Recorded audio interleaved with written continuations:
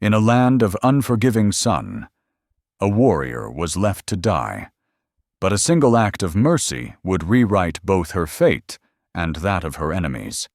This is the story of how a man fleeing his past finds an abandoned Apache warrior, forcing him to make a choice that will echo across the canyons.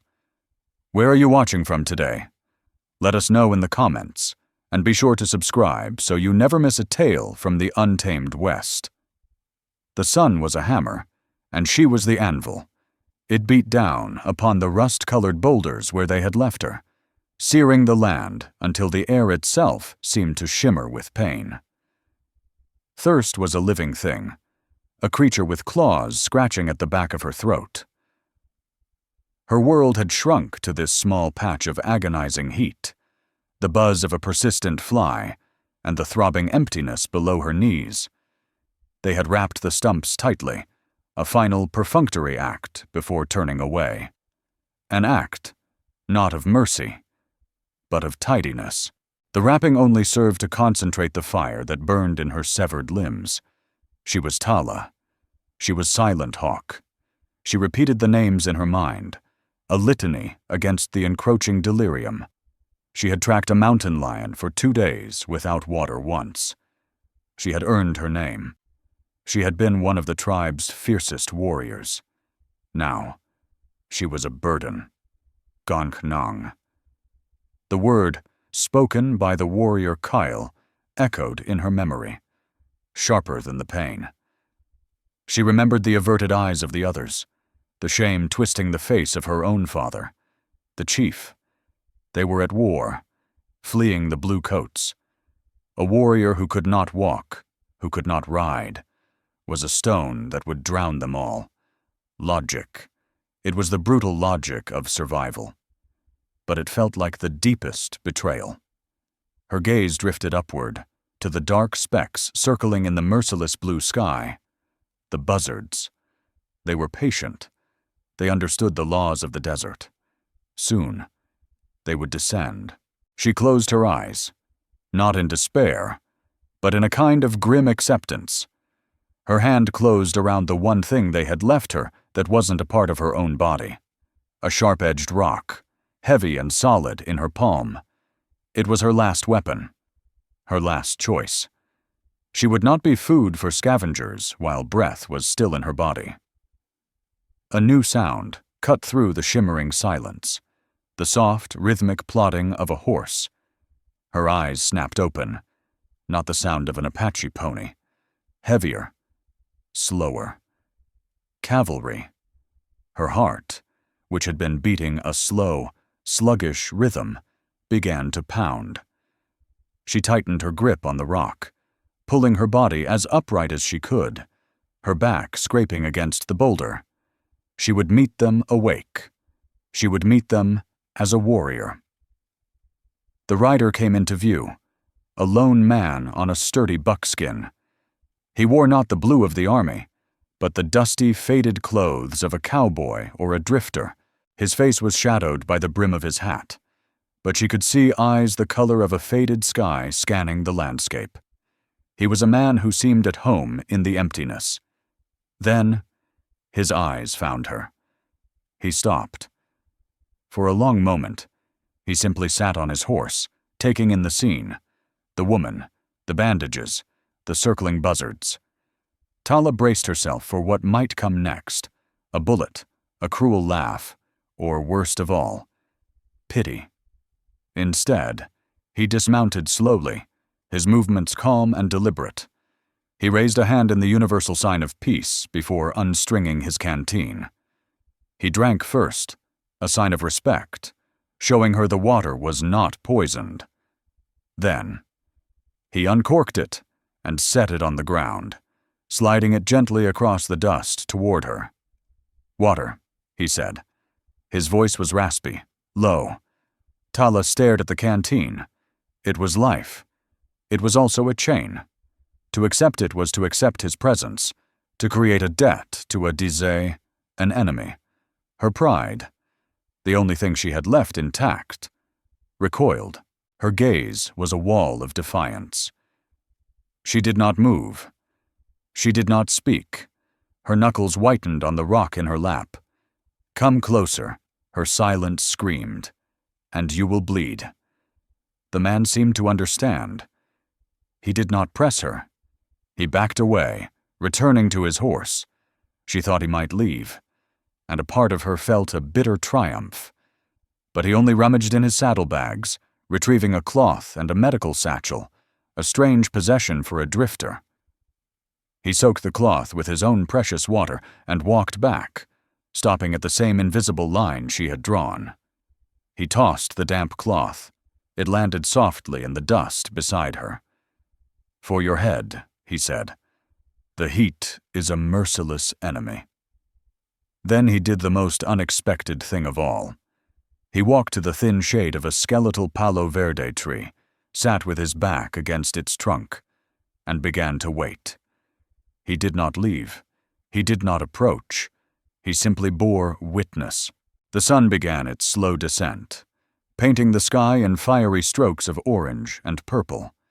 A silent vigil began in the vast, indifferent heart of the West, a standoff between a woman who believed her life was over and a man who, for reasons she could not fathom, refused to let it be. The standoff held as the last sliver of sun vanished, plunging the desert into an abrupt, chilling dark. The air, once thick with heat, grew thin and cold.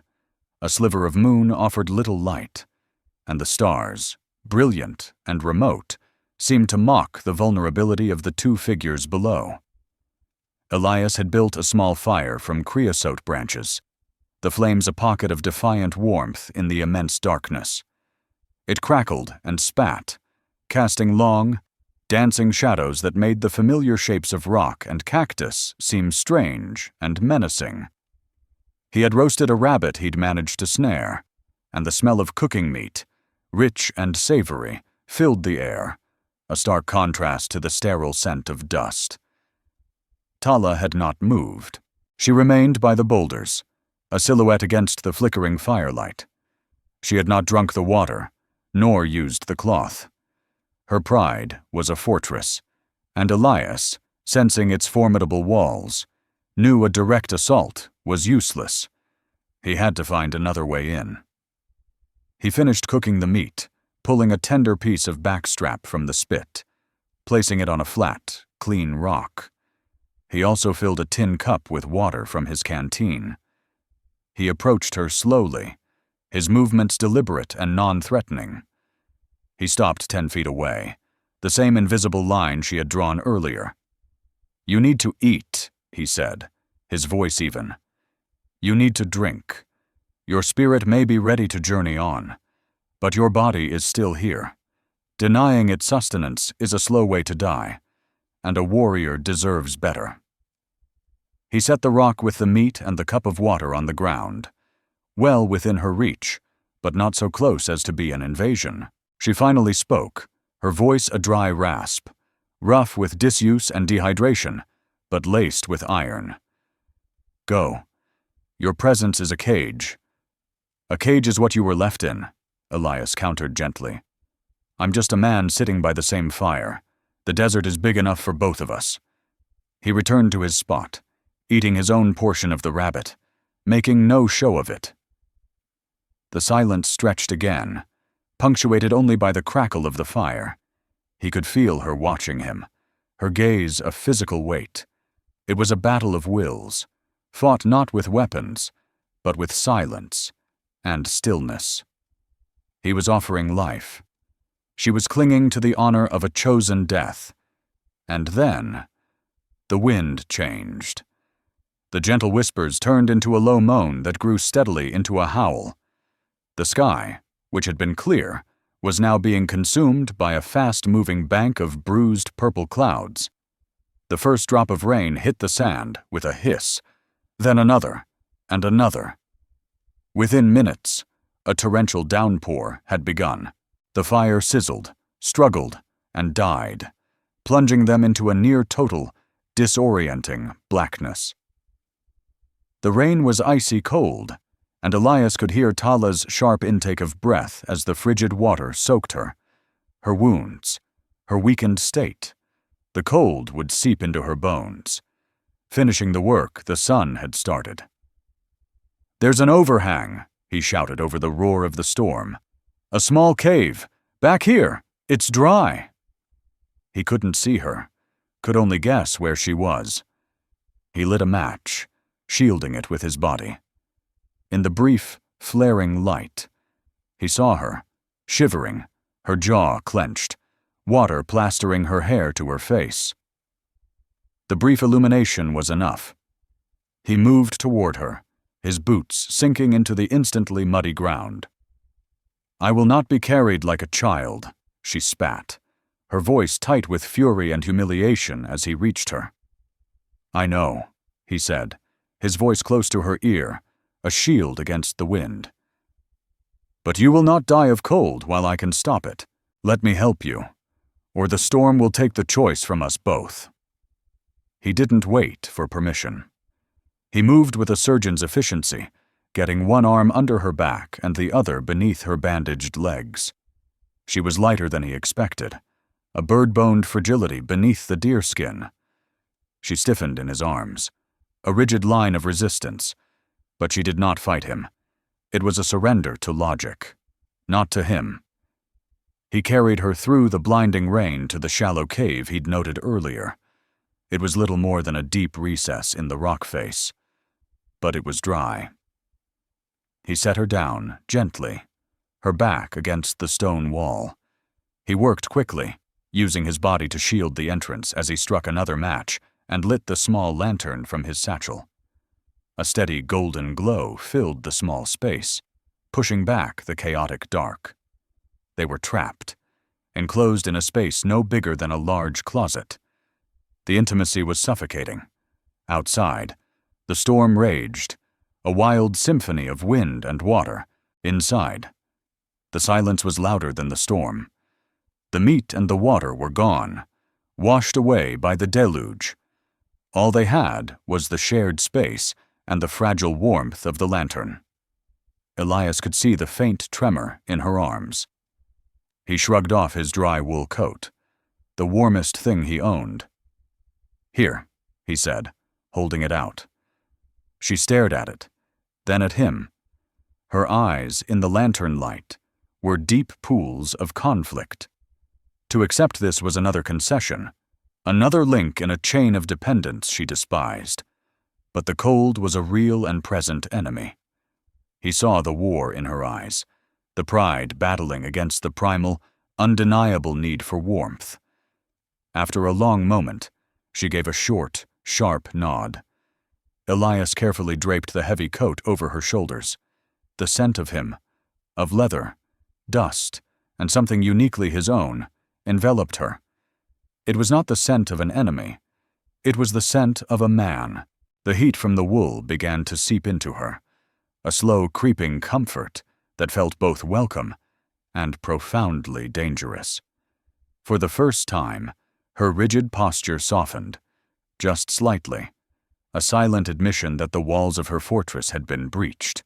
The storm raged for hours, isolating their small cave from the rest of the world.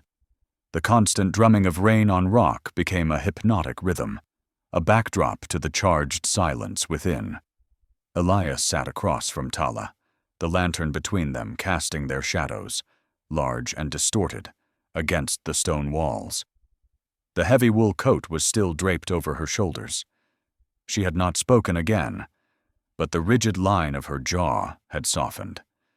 The shared ordeal had forged a fragile truce, a recognition that for tonight they were not Apache and white man, but simply two souls sheltering from the same storm. Eventually, the exhaustion of the last few days caught up with Elias. His head nodded, and despite his best efforts to remain watchful, he drifted into a fitful sleep. And with sleep, the ghosts came. They were not the quiet whispers of the desert, but the loud, frantic specters of the war. He was back in the tent, the air thick with the coppery smell of blood and the groans of dying men. A young private, no older than 17, was on the table, his leg mangled by cannon fire. Elias was working frantically, his hands slick, the surgical saw heavy in his grasp. "Hold him down!" he was shouting, but the boy was thrashing. "It's all right, son. It's all right," he was saying, the lie tasting like ash in his mouth. He sawed through bone, the grating sound echoing in his skull, but the bleeding wouldn't stop. The boy's eyes, wide with terror, locked on his. "Don't let me die, Doc," the boy pleaded, his voice a gurgle, and then the light in those eyes went out. "No," Elias murmured in his sleep, his body jerking. "No, I couldn't." He thrashed, his hand knocking against a loose stone, the clatter echoing in the small cave. His own sound woke him. He sat bolt upright, his heart hammering against his ribs, the cold sweat of the nightmare clinging to him. His breath came in ragged gasps. He looked wildly around, the cave seeming foreign for a moment before the present swam back into focus. And then he saw her. Tala was watching him, her expression unreadable in the dim light. There was no mockery in her eyes, no contempt. There was only a quiet, profound stillness, the look of someone who recognized the landscape of a haunted mind. He ran a shaky hand over his face, shame washing over him. He had tried so hard to project an image of calm control, of a man unburdened. Now, his carefully constructed facade had crumbled, revealing the broken man beneath. "A bad dream," he said, his voice rough. She held his gaze for a long moment before she spoke. "You see the faces of your dead," she stated. It wasn't a question. Elias could only nod, the admission a heavy weight in his chest. "A surgeon who couldn't save them all." Tala looked down at her own bandaged legs, a flicker of something, not pity, but understanding, in her eyes. "A warrior who could not save herself." She paused, then continued, her voice soft but clear. "My people call me Tala. It means stalking wolf, but my warrior name is Silent Hawk. I earned it when I was 16. I tracked a mountain lion that had taken a child from our camp. I tracked it for 2 days, without food or water. I found its lair, and I waited. I did not make a sound until the moment my arrow flew. The sharing of her name was a gift, an offering of trust that stunned Elias into silence. She was showing him a piece of her soul, reciprocating the unwilling glimpse he had given her into his. She saw his unseen scars and showed him one of her own, not a physical one, but a scar on her identity, the story of the strength she once had. "Elias," he finally said, offering his own name in return. "It's just Elias." A fragile bridge had been built between them in the heart of the storm.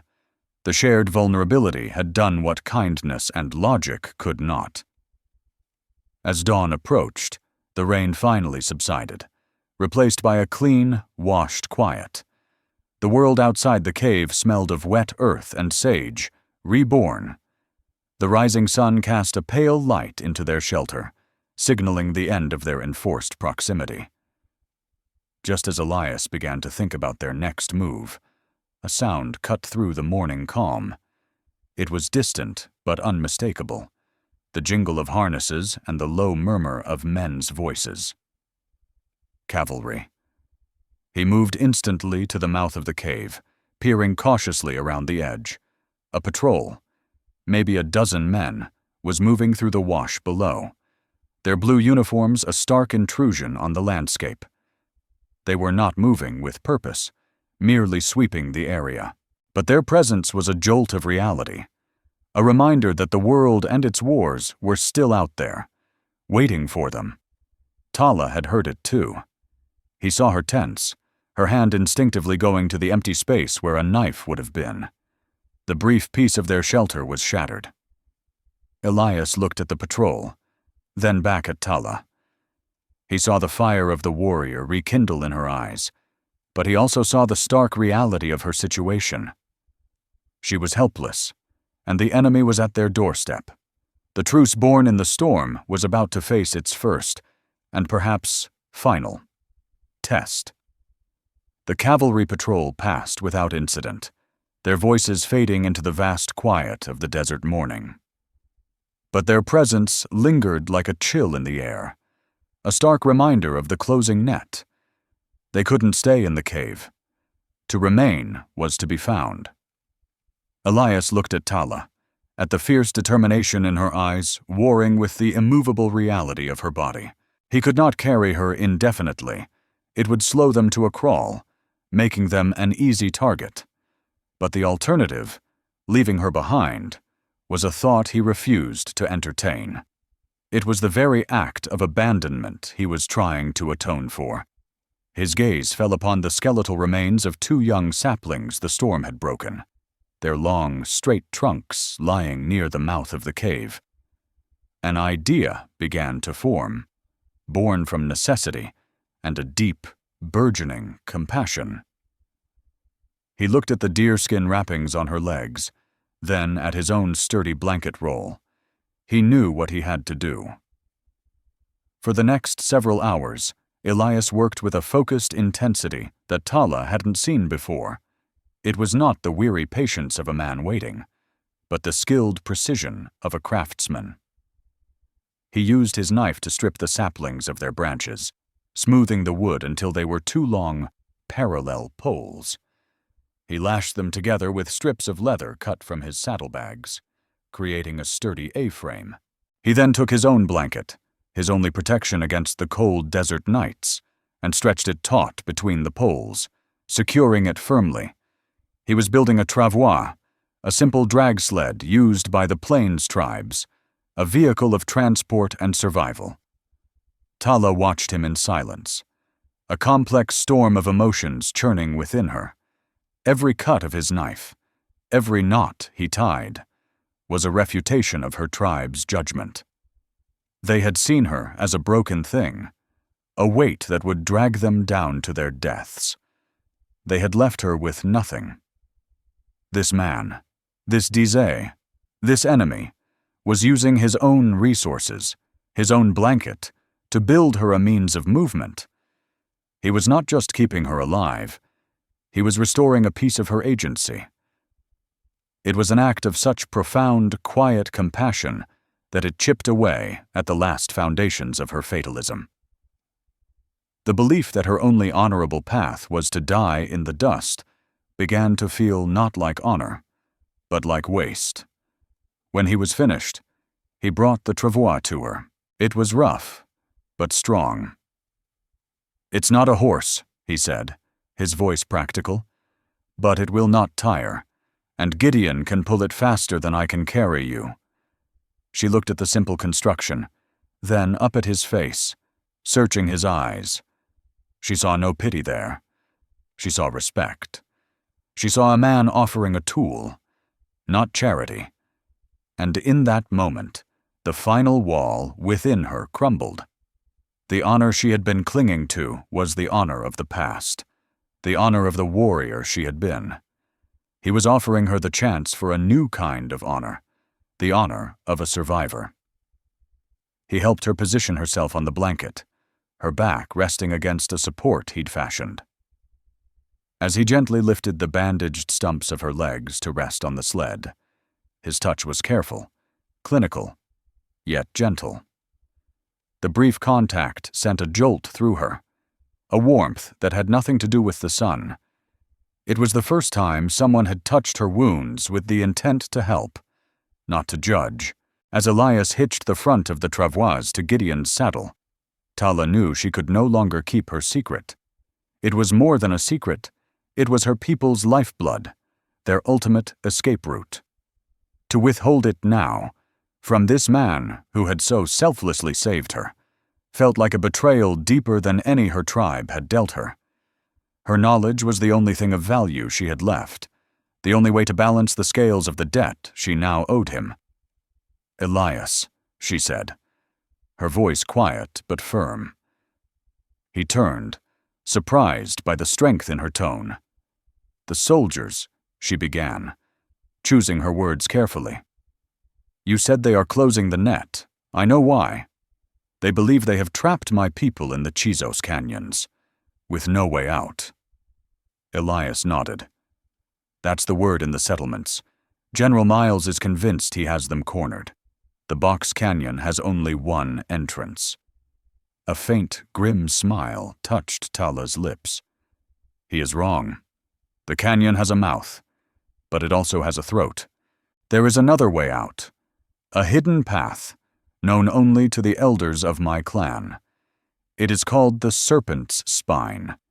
It is a high, narrow ridge that winds through the mountains, invisible from below. It is treacherous, but it leads to the safety of the deep desert."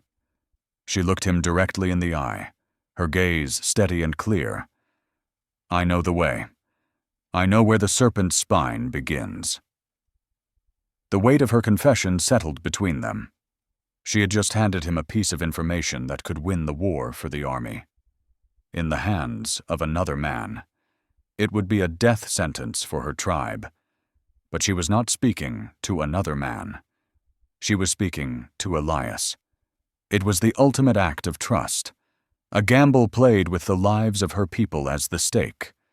She had given him her life, and now she was giving him theirs, trusting that he would see it not as a weapon, but as what it was, her greatest secret, offered in payment for an act of honor. The revelation of the serpent's spine hung in the air, shifting the very ground beneath them. It was no longer a simple matter of one man's survival, one woman's fate. It was the key to the lives of hundreds. Elias looked at Tala, seeing not just the woman he had rescued, but the keeper of a sacred trust. He understood the magnitude of her gamble. She had placed the destiny of her people squarely in his hands. His past was a litany of failures to save lives. Now, he was being given a chance to save an entire tribe. The weight of it was immense, a responsibility that both terrified and galvanized him. "We need to get you somewhere safe first," he said, his voice pragmatic, trying to anchor them to the immediate reality. "A town. A mission." "No," Tala cut him off, her voice sharp. "There is no time. While we ride to safety, my people are being starved out. They will fight to the last warrior, and they will die in that canyon. The women, the children, all of them." Her words were not hysterical. They were a statement of cold, hard fact. She knew her people. She knew their pride and their courage. And she knew it would lead them to annihilation. Just then, as if the desert itself meant to underscore her words, a thin plume of smoke rose in the distant east, followed by another, and then a third. They were faint, little more than smudges against the blue, but their meaning was clear. Smoke signals. Elias, from his time near the frontier, knew some of the basic codes. 3 plumes, rising in quick succession and then dispersing, was a message of dire warning. We are trapped. The enemy closes in. The sight seemed to drain the last bit of color from Tala's face. The abstract danger had become immediate, a story being written in smoke against the sky. The choice was no longer a strategic consideration. It was a desperate, ticking clock.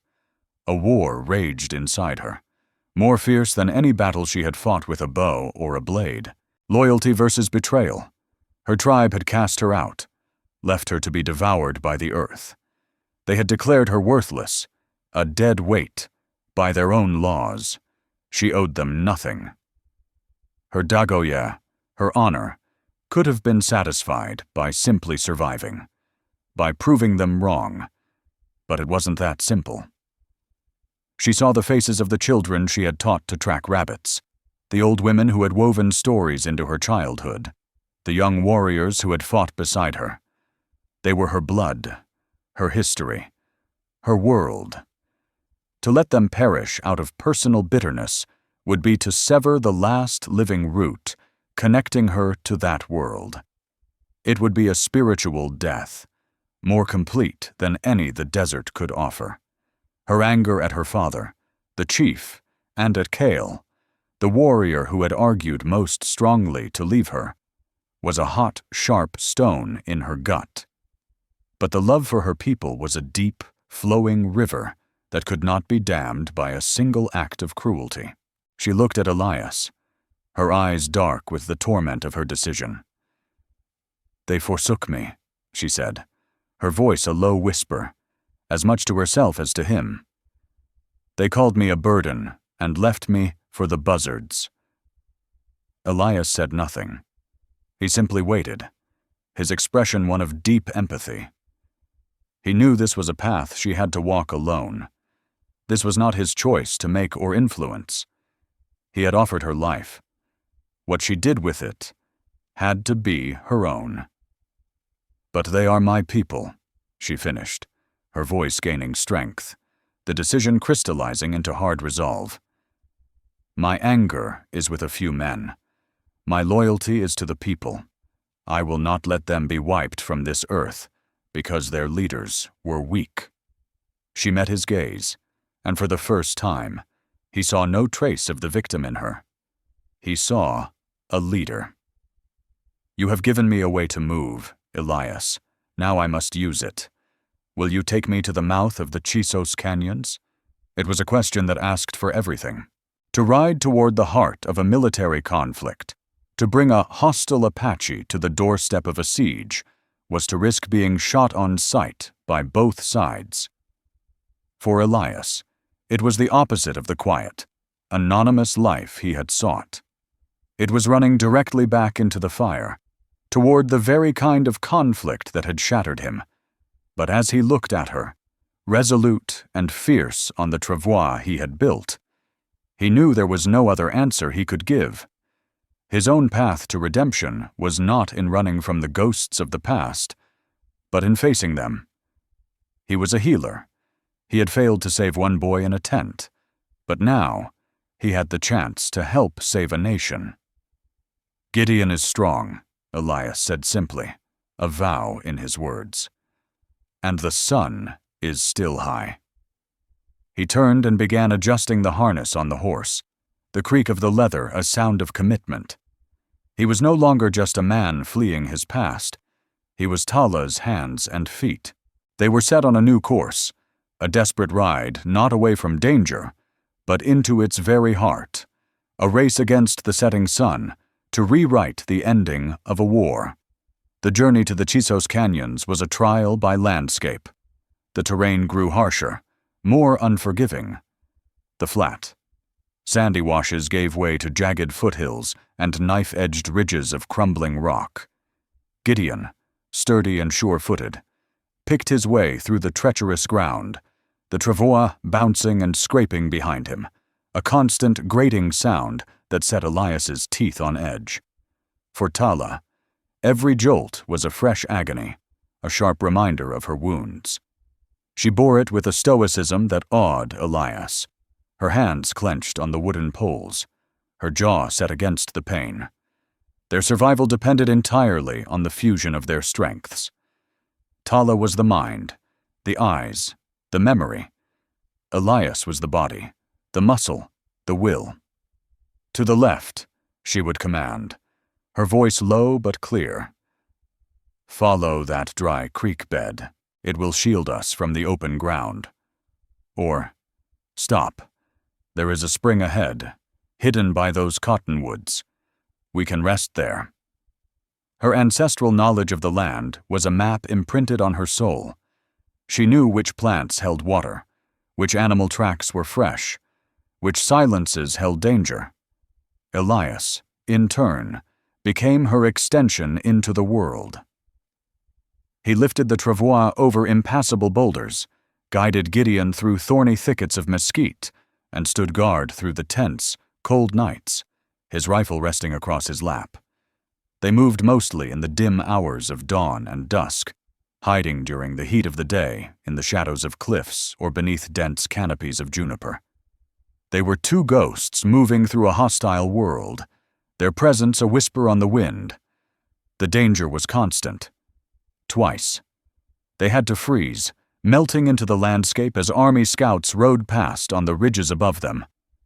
The second time, was terrifyingly close. They had sheltered in a narrow arroyo when a pair of scouts stopped directly overhead to scan the valley. Elias held his breath, his hand resting on Gideon's muzzle to keep the horse silent. He could hear the casual conversation of the soldiers, the creak of their saddle leather. He risked a glance at Tala. Her eyes were closed, her lips moving in a silent prayer or chant. She was not praying for deliverance, he realized. She was steeling herself, preparing her spirit for the fight or the end. In that moment, their shared vulnerability was absolute. When the scouts finally rode on, the silence they left behind was deafening. One evening, as Elias tended to her wounds, the reality of their partnership was laid bare. The constant friction of the journey had rubbed the bandages raw, and the skin around her stumps was inflamed and bleeding. He worked with his surgeon's focus, cleaning the wounds with precious water and applying a salve from his medical kit. "You are a good healer," Tala said, her voice quiet. It was the first time she had directly acknowledged his past. "I wasn't always," he replied, his voice tight as he secured a fresh, clean bandage. "Sometimes the damage is too great." He was thinking of the boy in the tent, the ghost that never slept. "You did not cause the wound." "Elias," she said, her perception cutting through to the heart of his guilt. "You only tried to mend it. The warrior who inflicted the wound is the one who carries the burden."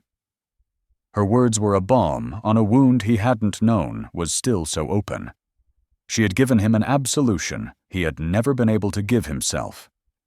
He looked up, and their eyes met over the small, flickering light of their campfire. The space between them was no longer filled with mistrust or the awkwardness of two worlds colliding. It was filled with a deep, unspoken understanding. He saw not an Apache, but Tala. She saw not a white man, but Elias. On the fourth day, they reached the foothills of the Chisos Range. The mountains rose before them like a fortress wall, impenetrable and stark. From a high vantage point, hidden amongst a stand of piñon pines, they could see the canyon, and they could see the army.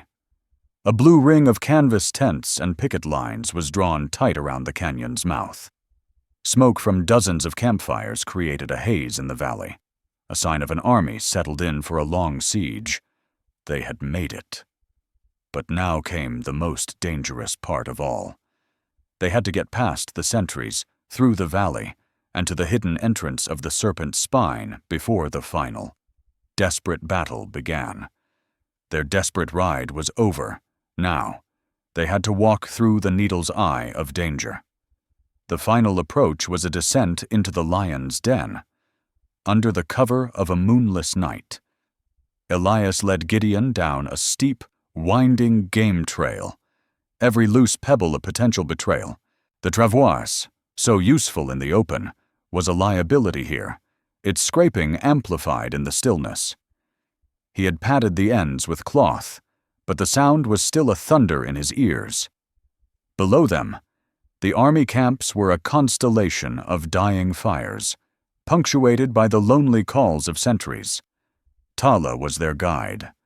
Her voice was a mere whisper in his ear, directing him through the maze of shadows. "There is a break in the picket line near the river," she murmured, "where the bank is steep. They do not expect an approach from this side." She was right. They slipped through the perimeter like wraiths, the river's gurgle masking their soft sounds. They were inside the siege line now, caught between the hammer of the Yukaur army and the anvil of the trapped Apache.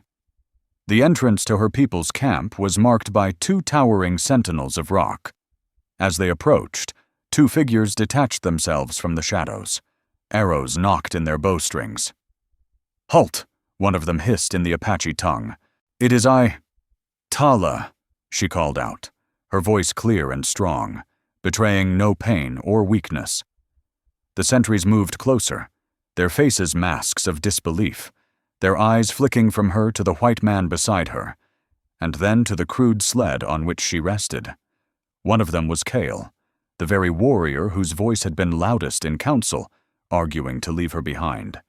His face was a mixture of shock, guilt, and suspicion. "Witchcraft," he breathed, looking at Elias as if he were a demon. "You are with him." "He is with me," Tala corrected, her tone sharp as flint. "He saved me when my own warriors left me for the dead. Now, I have come to save you. Take me to my father." The confrontation with her father, Chief Nakai, took place in the heart of the besieged camp. It was a place of quiet desperation. The faces of the people were gaunt, their supplies clearly dwindling. When Nakai saw his daughter, alive, his stoic chief's facade cracked, a deep pain filling his eyes. But when he saw Elias standing at her side, his expression hardened again into one of wary hostility. "You bring an enemy into our sacred place, my daughter?" he asked, his voice a low rumble of authority and hurt. "I bring a man of honor, who showed me mercy when my father's own warriors showed me none," Tala countered, her gaze unwavering. She did not raise her voice. She did not need to. Her presence, her survival, was an accusation more powerful than any shout. She looked directly at Kyle, who stood beside the chief. "You called me a burden, Kyle. You said my weakness would doom us all. And now your strength has led our people into a cage." A tense silence fell over the council of elders. Tala had seized the moral high ground, and everyone knew it. She did not wait for their arguments or apologies. "The bluecoats believe you are trapped. They will wait until you are weak with hunger, and then they will attack. But there is a way out. The serpent's spine." A murmur went through the elders. The path was a legend, a secret held by only a few. "I know the entrance," Tala continued. "Elias will guide Gideon, who will carry me. We will lead the way. You will follow, silent as the night. By sunrise, we will be shadows in the deep desert, and General Miles will be staring at an empty canyon." It was an audacious plan, built on the trust of a man they considered their mortal enemy. But desperation was a powerful motivator. Nakai looked at his daughter, truly seeing her for the first time since her injury, not as his broken child, but as a leader, a savior. He looked at Elias, who stood silent and watchful, his hand resting nowhere near his pistol, a sign of respect. He was merely a guardian, present to ensure Tala's word was heard. "Prepare the people," Nakai commanded, his voice filled with a new, fragile hope. "We follow the silent hawk." The exodus was a river of ghosts. In near total darkness, the tribe moved, the warriors carrying the children, the women their precious few belongings. Elias led Gideon, with Tala on the travois, pointing the way to a fissure in the rock face that was all but invisible. One by one, her people slipped through the opening and began the treacherous climb up the serpent's spine. As the last of them, her father, passed her. He paused. He reached out and touched her cheek. "My daughter," he said, the words thick with a lifetime of unspoken love and regret. "You have the heart of a chief." As dawn broke, painting the eastern sky in shades of rose and gold, Tala and Elias sat by the entrance to the hidden path, watching from a distance as the last of her people disappeared over the ridge. The canyon below was silent, empty. The army would soon awaken to find their prey had vanished. A debt had been paid, not in vengeance, but in honor. Tala looked at Elias, the morning sun warming her face. The war for her people's survival was over, for now. Their own journey, however, was just beginning. They were two people from two worlds, with a future as vast and unwritten as the desert stretching before them. The West does not measure a person by the body they inhabit, but by the spirit that drives them. In the quiet that followed, Elias and Tala found a new kind of peace, one not defined by the absence of war, but by the presence of a shared future. They didn't return to the world of settlements or to the wandering life of a displaced tribe. Instead, they found a secluded valley, watered by a hidden spring, a place where the ghosts of the past grew quiet, content to rest. Elias never picked up a surgeon's saw again, but he never stopped being a healer. He learned the Apache ways of mending with herbs and ceremony from Tala, finding a deeper connection to life than he ever had in the sterile tents of war. Tala, in turn, learned a new kind of strength. It was not the strength of a warrior who runs and fights, but the strength of an anchor, a leader who builds and nurtures. She taught the children of their small, found family, the stories of the people, ensuring the culture survived, not just in flight, but in peace. Their love story was never one of fiery passion, but of a slow, steady dawn, like the ones they had watched from the canyon rim. It was built on a foundation of mutual respect, a deep understanding of the unseen scars each carried. They had seen each other at their most broken and had chosen not to turn away, but to help mend. In a land so often defined by brutal conquest and unforgiving pride, their legacy was a quiet testament to a different path, the idea that the greatest act of courage is not to vanquish an enemy, but to understand them, and that the deepest salvation can be found in the simple, profound act of saving another. Their story became a whisper in the canyons, a reminder that even in the harshest of lands, compassion can take root and bloom.